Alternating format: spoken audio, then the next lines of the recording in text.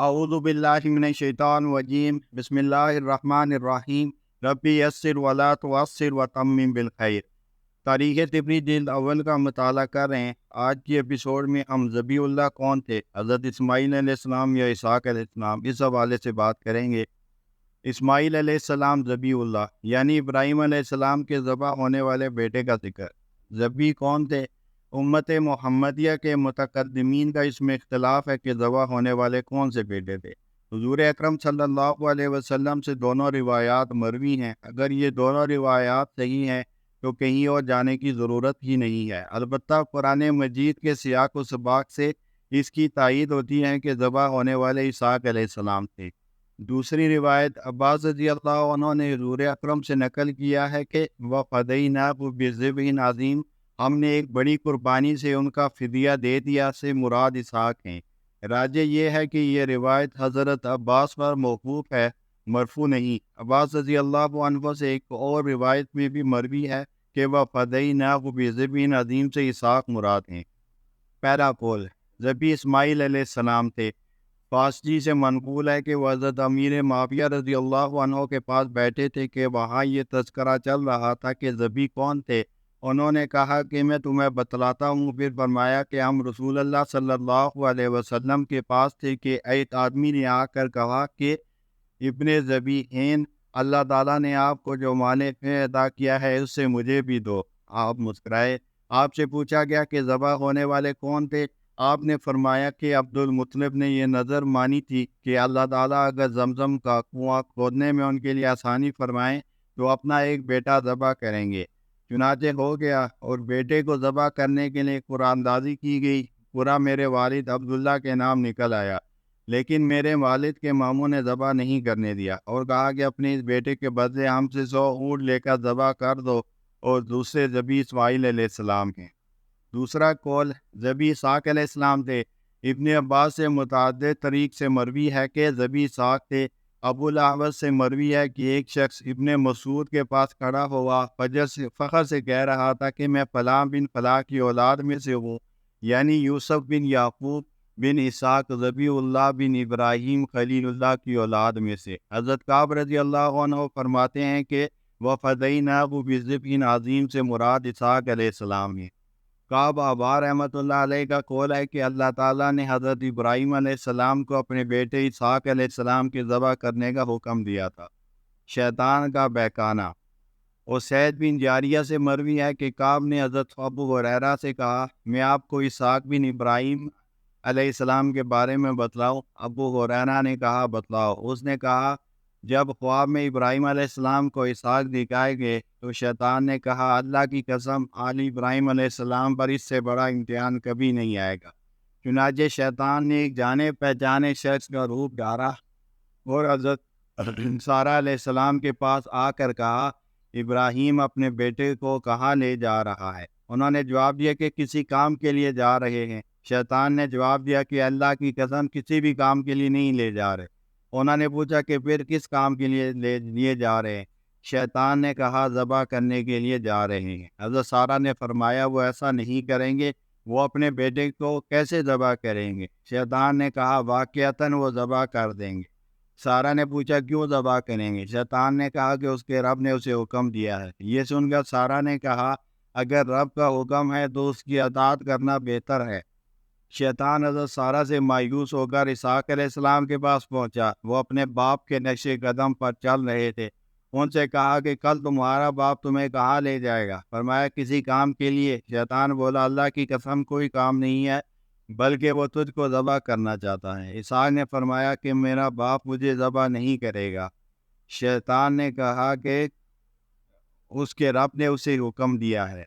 कि ये सुनकर इसहाक़ अलैहिस्सलाम ने फरमाया कि अल्लाह ताला ने हुक्म दिया तो उसकी अताअत ज़रूरी है। शैतान उन्हें छोड़कर इब्राहीम अलैहिस्सलाम की तरफ गया और उनसे फरमाया कि ये कौन क्या काम करने के लिए जा रहे हैं? फरमाया, किसी काम के लिए। शैतान बोला, कल आपको और कोई काम नहीं, सिर्फ अपने बेटे को ज़बह करना चाहते हो? पूछा, मैं इसे क्यों ज़बह करूँगा? शैतान ने कहा कि आपका ख्याल है कि आपको आपके रब ने हुक्म दिया है।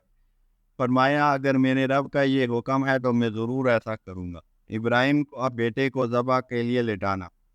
جب ابراہیم علیہ السلام نے حضرت اسحاق کو ذبح کرنے کے لیے لٹایا، اللہ تعالیٰ نے اسحاق کو بچا لیا اور اس کی جگہ ایک ذبیحہ دے دیا۔ ابراہیم علیہ السلام نے اسحاق علیہ السلام سے فرمایا، اے میرے پیارے بیٹے، کھڑے ہو جاؤ۔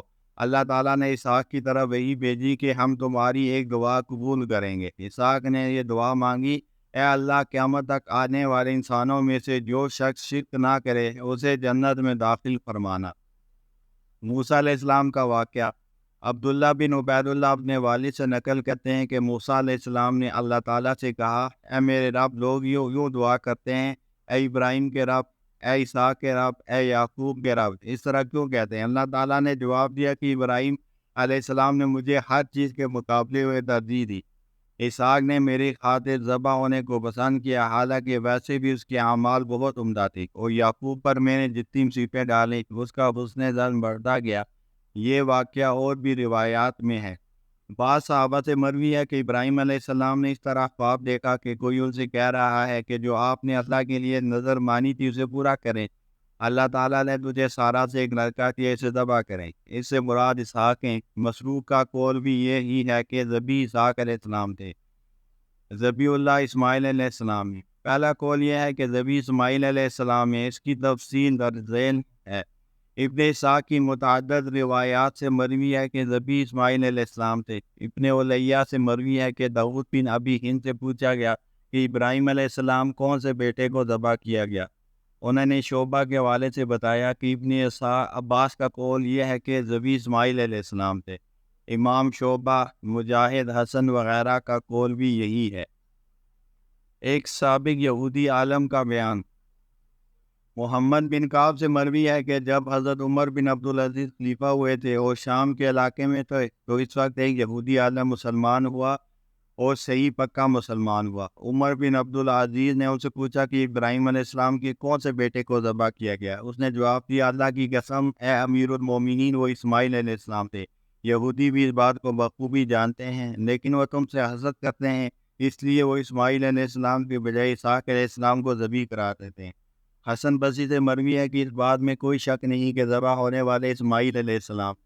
ابن اسحاق کہتے ہیں کہ میں نے محمد بن کعب سے کئی مرتبہ سنا ہے کہ ذبیح اسماعیل علیہ السلام تھے۔ ذبیح اللہ کے متعلق امام طبری کے نزدیک پسندیدہ قول۔ البتہ جو امام طبری ہیں ان کی رائے یہ ہے کہ ذبیح اسحاق علیہ السلام تھے۔ قرآن کریم کے سیاق سے بھی یہ معلوم ہو رہا ہے کہ صحیح قول یہ ہے کہ ذبیح اسحاق علیہ السلام تھے۔ اس کی دلیل یہ ہے کہ جب ابراہیم علیہ السلام اپنی قوم کو چھوڑ کر شام کی طرف ہجرت کر رہے تھے تو اس وقت آپ نے یہ فرمایا کہ میں اپنے پروردگار کی طرف جا رہا ہوں، وہ مجھے راستہ دکھائے گا، اور دعا کی، اے اللہ، مجھے اولاد عطا فرما جو سعادت مندوں میں سے ہو۔ یہ واقعہ اس وقت پیش آیا جب کہ آپ ہاجرہ کو جانتے ہی نہ تھے اور نہ ہی اس وقت تک اسماعیل علیہ السلام پیدا ہوئے تھے۔ پھر اللہ تعالیٰ نے آپ کی دعا قبول فرمائی اور ایک بدھ بعد بچے کے پیدا ہونے کی خوشخبری سنائی۔ پھر ابراہیم علیہ السلام نے یہ خواب دیکھا کہ وہ اپنے بیٹے کو ذبح کر رہے ہیں۔ نیز قرآن مجید میں جس بچے کی خوشخبری کا ذکر ہے وہ اسحاق علیہ السلام ہی، جیسا کہ سورہ ہود میں ہے۔ اور ابراہیم علیہ السلام کی بیوی سارہ کھڑی ہوئی تھی، بس وہ آنس پڑی تو ہم نے اس سے اسحاق علیہ السلام اور اس کے بعد یعقوب علیہ السلام کی خوشخبری سنائی۔ اسی طرح قرآن مجید میں ہے کہ ابراہیم علیہ السلام نے دل میں فرشتوں سے خوف محسوس کیا۔ فرشتوں نے کہا کہ خوف نہ کیجیے، اور پھر انہیں ایک دانش مند لڑکے کی خوشخبری سنائی۔ تو ابراہیم کی بیوی چلاتی ہوئی آئی اور اپنا منہ پیٹ کر کہنے لگی، اے ہے ایک گڑیا اور دوسرا بانج۔ اس کے علاوہ قرآن مجید میں جہاں بھی بشارت کا ذکر ہے وہ آپ کی بیوی سارہ سے پیدا ہونے والے بچے کی بشارت ہے۔ فَبَشِّرْنَاهُ بِغُلَامٍ حَلِيمٍ، سورہ صافات آیت 101 میں دی گئی بشارت سے مراد اسحاق علیہ السلام ہوں گے۔ اور جن لوگوں کا یہ کہنا ہے کہ اللہ تعالیٰ نے ابراہیم علیہ السلام کو اسحاق علیہ السلام کو ذبح کرنے کا حکم نہیں دیا بلکہ اسماعیل علیہ السلام کے بارے میں حکم دیا تھا، اور ان کی دلیل یہ ہے کہ اللہ تعالیٰ نے اسحاق علیہ السلام کے پیدا ہونے کی بشارت اور پھر ان سے یعقوب علیہ السلام پیدا ہونے کی بشارت دی، جس کا تقاضا یہ ہے کہ بشارت میں گویا بتایا گیا کہ اسحاق زندہ نہیں رہیں گے۔ یہ دلیل درست نہیں۔ اس کی وجہ یہ ہے کہ اللہ تعالیٰ نے اسحاق کے ذبح کرنے کا حکم اس وقت دیا جب کہ وہ چلنے پھرنے لگے، اور یہ ممکن ہے کہ اسحاق علیہ السلام کے ذبح ہونے کا حکم آنے سے پہلے یعقوب علیہ السلام پیدا ہو چکے ہوں۔ اس طرح ان لوگوں کی یہ بات بھی درست نہیں جو یہ کہتے ہیں کہ ابراہیم علیہ السلام نے کعبے میں بچڑے کو لٹکے ہوئے دیکھا، جس کا تقاضا یہ ہے کہ ذبح اسماعیل ہوں، کیونکہ اسماعیل کعبے کے قریب رہتے تھے جبکہ اسحاق شام میں رہتے تھے، کیونکہ یہ بھی ممکن ہے کہ وہ بچڑا شام سے لا کر لٹکایا گیا ہو۔ وآخر دعوانا الحمد للہ رب العالمین۔